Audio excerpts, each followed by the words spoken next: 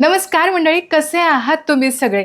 मी तर रेसिपीला सुरुवात सुद्धा केलेली आहे, कारण माझी खूप जास्त फेवरेट अशी रेसिपी आहे. थंबनेलवरून तुम्हाला कळालं असेल की आज आपण काय बनवणार आहोत. आज आपण मस्त असे दही वडे बनवतोय, जे माझे, तुमचे आणि माझे जरा जास्तच फेवरेट आहेत. म्हणूनच म्हटलं खूप दिवसांपासून मला दही वडे खावेसे वाटतात. ऊन सुद्धा खूप रखरखतं आहे आणि दुपारच्या वेळेस असे दही वडे खायला जी मजा येते ना, ती कशातच येत नाही. आणि म्हटलं आता इंट्रो वगैरे सगळ्या राहू द्यात. वडे तळता तळताच तुमच्यासोबत गप्पा मारूयात. इंट्रो देऊयात. वडे तर मी तळतेच आहे, पण चटणी कशी बनवायची? 2 चटण्या असतात. पुन्हा ते दहीसुद्धा बनवायचं असतं. मस्त वेलवेटे दही कसं बनवायचं? चटण्यांची तर अतिशय सोपी अशी रेसिपी मी तुमच्यासोबत शेअर केली आहे. आता जर तुम्हाला असं वाटतं ना, की यार एवढा कुटाणा करण्यापेक्षा बाहेर जाऊन 1 प्लेट दही वडे खाल्लेले बरे. त्यापेक्षा तुम्हाला नक्कीच असं वाटेल, की खूप छान रेसिपी सांगितली आहे, खूप साऱ्या टिप्स सांगितल्यात. आता दही वडे इतके बनवणं सोपेच झालेले आहेत, तर आपण घरीच बनवूयात. इतकी साधी, सोपी, सरळ अशी रेसिपी मी तुमच्यासोबत शेअर केलेली आहे. नक्की ट्राय करा, बनवून पहा, तुम्हाला नक्कीच आवडेल. तर चला, हे वडे कसे बनवले आणि यासोबतच चटण्या कशा बनवल्या, हे सुद्धा मी तुमच्यासोबत शेअर करते. आपण 2 चटण्या बनवणार आहोत. दोन्ही चटण्यांसाठी जी सगळ्यात आधी आपण बनवणार आहोत ती चिंच गुळाची चटणी. याची तयारी थोडीशी आधी आपल्याला करावी लागते. जेवढी चिंच तुम्ही घेणार आहात तेवढाच आपल्याला यामध्ये खजूर घ्यायचा म्हणजे खूप छान चव येते. यामध्ये चिंच आणि खजूर बुडेल इतपत आपल्याला पाणी घालायचं आहे. गरम पाणी मी इथं घेतलेलं आहे. यावरती झाकण ठेवूयात आणि साधारण एक अर्ध्या तासासाठी छान भिजत ठेवूयात. आता यानंतर आपण लगेचच जी हिरवी चटणी असते ना ती बनवायला घेऊया. ही सुद्धा बनवणं खूप खूप खूप सोपं आहे. तर 2 मूठ भरून मी इथं पुदिना घेतलेला आहे आणि याच्या सोबतीलाच 1 मूठ भरून मी बरोबर कोथिंबीर छान स्वच्छ धुवून निवडून घेतलेली आहे आणि आता यामध्ये आपल्याला हिरवी मिरची घालायची. आपल्या तिखटाच्या अंदाजाप्रमाणे घालू शकता. इथं ही हिरवी मिरची प्रचंड तिखट आहे म्हणून मी एकच घेतली. अर्धा लिंबाचा रस यामध्ये पिळायचा, की जेणेकरून जो चटणीचा हिरवा रंग आहे ना, तो छान मेंटेन राहतो. ही चटणी अजिबात काळी पडत नाही. चवीपुरतीचं मीठ घातलं आणि साधारण अर्धा कप भरून मी यामध्ये पाणी घातलेलं आहे. साधारण अर्धी वाटी भरून पाणी घातलं. छान बारीक करून घेतलं. आता सगळ्यात सोपी ट्रिक सांगते चला. म्हणजे तुम्हाला इतर काहीच घालायची गरज पडणार नाही. यामध्ये अर्धी वाटी भरून मी घातलेलं आहे आलू भुजिया. कोणत्याही ब्रँडचा तुम्ही घेऊ शकता. चांगला बारीक करायचा, पातळ घट्ट कशी तुम्हाला चटणी हवी आहे, यानुसार यामध्ये आपल्याला पाणी घालायचं आहे. मी आणखीन थोडंसं पाणी घातलेलं आहे. साधारण पाववाटी भरून पाणी वाढवलं. ही थोडी दाटसरच अशी चटणी वाटते पण दाटसरच दहीवड्यांसाठी चटणी असते. खूप पातळसुद्धा केली जात नाही. आता यावरती झाकण ठेवून मी साईडला ठेवून देते किंवा फ्रीजमध्ये ठेवू शकता तुम्ही. चला आता मस्त असं वेलवेटी दही कसं बनवायचं ते सुद्धा सांगते. आता इथे मी घरीच दही केलेलं आहे. साधारण 1 लिटर दुधाचं मी दही लावलेलं आहे. सगळ्यात आधी तर हे आपल्याला एखाद्या गाळणीमधून असं छान गाळून घ्यायचं आहे. थोडंसं पातळ असलं तरीसुद्धा चालेल. खूप घट्ट असलं तर मात्र आपल्याला यामध्ये थंड पाणी घालावं लागेल. खूप ताजं दही आहे. अगदी एक 5-6 तासांसाठीच हे दही मी लावलं होतं. छान लागलं गेलेलं आहे. खूप दाटसर नाही, खूप पातळ नाही. असं छान गाळून घेतलं ना, की मग खूप छान असं वेलवेटी स्मूथ असं दही होतं. हलकीशी चकाकीसुद्धा येते. आपल्याला हे दही किती गोड हवं यानुसार तुम्ही पिठी साखर यामध्ये घालायची आहे. साखर शक्यतो घालू नका. साखरेने काय होतं खूप वेळ लागतो आणि जे टेक्स्चर यायला हवं ना, ते काही येत नाही. अशी पिठी साखर घातली, की लगेचच मिक्ससुद्धा होते ती दह्यामध्ये आणि एक जी कन्सिस्टन्सी असते ना दह्याची ती सुद्धा मेंटेन राहते. आता काय करूयात हलकंसं हे मिक्स झालं, की मी यावरती झाकण ठेवणार आणि पुन्हा जाऊन हे फ्रीजमध्येच ठेवून देणार आहे. चला 2 कामं तर आपली झाली सुद्धा अगदी पटापट होतात. आता यानंतर एक 15 ते 20 मिनिटानंतरच लगेचच तुम्हाला हे दाखवते. अगदी कडकडीत आपण गरम पाणी यामध्ये ओतलं होतं आणि तुम्ही बघा मस्त चिंच आणि गूळ भिजलेलं आहे. हे तुम्ही आधीच सकाळी करून ठेवलत ना तरीसुद्धा चालेल बरं का. किंवा मग पाणी तुम्ही नॉर्मल घातलत आणि मग हे चिंच आणि जे खजूर आपण यामध्ये घातलेलं आहे, ते छान असं पाण्यामध्ये उकळवून घेतलं साधारण 3-4 मिनिटांसाठी. तरीसुद्धा चिंच लगेच शिजली जाते. खजूरसुद्धा पटकन शिजतो. पाणी गाळून यामधलं मी सगळं चिंच आणि खजूर मी छान अशी बारीक करून वाटून घेतलेली आहे. हे सुद्धा गाळून घ्यायचे कारण चिंचेमध्ये कसे धागे असतात ना, ते धागे सगळे संपूर्णपणे असे निघून जायला हवेत. एकदा गाळून घेऊयात आणि मग पुढची कृती करूयात. ही जी चिंच गुळाची किंवा चिंच खजुराची आपण चटणी बनवतो आहोत ना, ती अगदी तुम्हाला 2 ते 3 महिने टिकवून ठेवायची असेल तरीसुद्धा आरामात राहते. फ्रीजमध्ये तुम्ही नॉर्मल ठेवली तर महिनाभर छान टिकते. पण फ्रीझरमध्ये जर तुम्ही ठेवलीत ना, तर मात्र 6 महिने छान टिकते. जे काही उरलेलं पाणी होतं तेच पाणी मी इथं घेतलेलं आहे. संपूर्णपणे यामधले धागे मी काढून घेतलेले आहेत. आता पुढची कृती करणंसुद्धा खूप सोपं आहे. आता पाणी किती आहे, किती दाटसर हे आहे यानुसार तुम्ही एकदा चेक करून घ्या. साधारण अशी कन्सिस्टन्सी असायला हवी किंवा थोडंसं पातळ असलं तरीसुद्धा चालेल. आता एक पाव वाटी भरून ना मी यामध्ये गूळ घातलेला आहे. फार गूळ नाही घालणार कारण आपण यामध्ये खजूर वापरलेला आहे आणि सोबतच 1 चमचाभर मी यामध्ये साखर घातली आणि तिखटापुरतीचं म्हणजे साधारण एक थोडं कमी तिखटाचं लाल तिखट घातलं आणि यासोबतच थोडीशी काळी मिरी पूड आणि अगदी 2 ते 3 चिमूट मी यामध्ये मीठ घातलेलं आहे.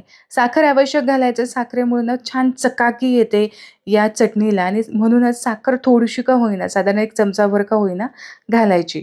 यामधला घातलेला गूळ संपूर्णपणे विरघळून घ्यायचा आणि यासोबतच हलकीशी दाटसर कन्सिस्टन्सी येईपर्यंत छान ही चिंच गुळाची चटणी आपल्याला शिजवून घ्यायची. तर तुम्ही याची चकाकी, याचा दाटसरपणा बघू शकता. थंड झाल्यानंतर आणखीन थोडीशी दाटसर अशी ही चटणी होते. पण नंतर मात्र तुम्ही यामध्ये पाणी मिक्स करून तुम्हाला कशी हवी आहे, हे तुम्ही तुमच्या अंदाजाप्रमाणे ठरवू शकता. आता ही फ्रीजमध्ये ठेवली किंवा फ्रीझरमध्ये ठेवून दिली, की मग यामध्ये तुम्ही पाणी मिक्स करून पाणीपुरीसाठी सुद्धा वापरू शकता किंवा कोणताही चाटचा प्रकार असेल त्यासाठी सुद्धा ही चटणी चालते. उडीद डाळ मी सकाळीच कोमट पाण्यामध्ये भिजत घातली होती. साधारण 1.5 कप भरून उडीद डाळ घेतली, जी 2 ते 3 पाण्याने स्वच्छ धुवून घेतली. हलकंसं कोमट पाणी यामध्ये घातलं, झाकण ठेवलं आणि 4 तासासाठी छान भिजली. 1.5 कप जर उडीद डाळ असेल तर त्यासाठी अर्धा कप आपल्याला लागणार आहे मुगाची डाळ. ही मुगाची डाळसुद्धा पटकन भिजली जाते. हलकंसं कोमट पाणी घातलं तर 3 तासामध्ये दोन्हीही डाळ छान अशा भिजल्या जातात.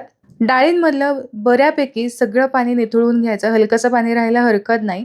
सगळ्यात आधी तर आपण जी मुगाची डाळ आहे ती छान अशी निथळून मग बारीक पेस्ट करून घेऊ आणि ही डाळ थोडीशीच आहे ना, मग बारीक पेस्ट करून झाल्यानंतर यामध्येच आपण जी उडदाची डाळ भिजलेली आहे तीसुद्धा घालू आणि सगळं मिश्रण हलकंसं दाटसर असं वाटून घेऊ. फार पाण्याचा इथे वापर करायचा नाही. अगदीच लागलं तुम्हाला पाणी तर 1 पाव वाटी ते सुद्धा खूप झालं. 2 ते 3 चमचे तुम्ही इथे पाणी घेऊ शकता. तर साधारण अशी दाटसर कन्सिस्टन्सी असायला हवी. यापेक्षा पातळ नको, नाहीतर मग वडे व्यवस्थित होत नाहीत. असे बचके वडे होतील आणि मिश्रण खूपच जास्त पातळ होऊन जाईल. 2 बॅचमध्ये मी हे सगळे डाळ वाटून घेतलेली आहे. थोडीशी मिक्स करून घेऊयात आणि यामध्ये चवीपुरतीचं मीठ घालूयात.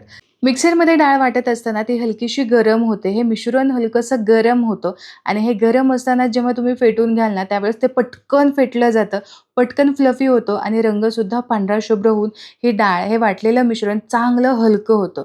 अगदी कापसासारखं हे हलकं होतं. आता पाण्यामध्ये टाकून सुद्धा तुम्ही बघू शकता, जर हे मिश्रण पाण्यावरती तरंगलं तर समजून घ्यायचं की छान असं फेटून झालंय.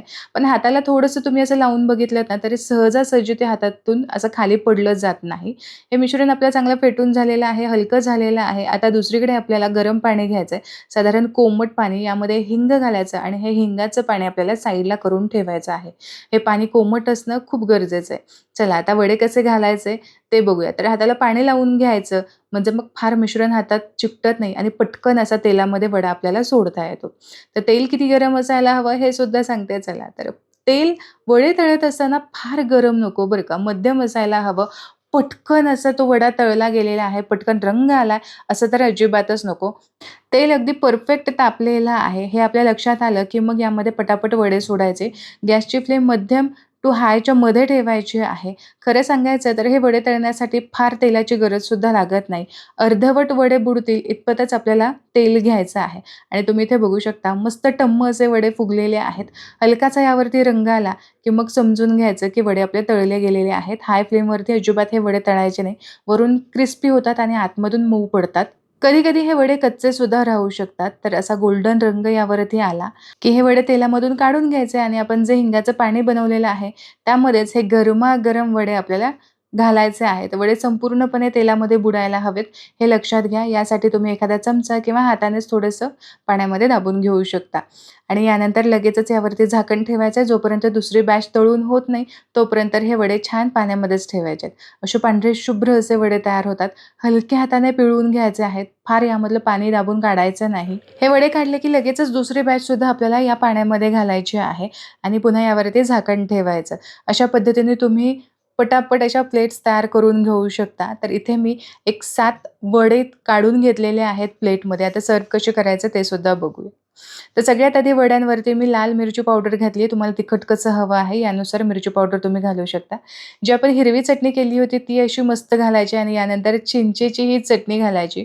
वरून हे वेलवटी मस्त थंडगार दही यावरती घालायचं आहे आणि पुन्हा एकदा राउंड तुम्ही करू शकता. दोनही चटणीचा आणि यासोबतच यावरून थोडीशी लाल मिरची पावडर घालायची, थोडीशी जिरं पावडर घालायची आणि यासोबतच चाट मसालासुद्धा घालायचा. जे काही हे दही लागतं ना, या उन्हाळ्यामध्ये नक्की ट्राय करून पहा. हे शूट करण्यासाठी मला दुपारचे जवळ-जवळ 2:30-3 वाजले होते आणि दुपारच्या रखरखत्या उन्हामध्ये असले भारी कमाल हे वडे लागले ना, की तुम्ही सुद्धा नक्की ट्राय करून बघा. या चटण्या तुम्ही आधीच फ्रीजमध्ये बनवून ठेवल्यात ना, तरीसुद्धा चालू शकतं. दहीसुद्धा तुम्ही आधीच बनवून ठेवा. म्हणजे आयत्या वेळेस फक्त वडे काढले आणि कोमट पाण्यामध्ये घातले, की पटापट असे दहीवड्याची प्लेट सर्व्ह करता येते. तर वडा तुम्ही आतमधून पहा, अजिबात कच्चा राहिलेला नाही. परफेक्ट असा शिजला आहे, मस्त स्पॉन्जीसुद्धा झालेला आहे. नक्की ट्राय करून पहा. आशा करते आजची ही रेसिपी तुम्हाला आवडली असेल, तर रेसिपीला लाईक जरूर करा. तुमच्या मित्र आणि परिवारामध्ये ही रेसिपी नक्की शेअर करा. पुन्हा भेटूया अशाच एका चटपटीत, थंडगार आणि गोड रेसिपीसोबत. तोपर्यंत स्वस्त राहा आणि मस्त-मस्त खात राहा.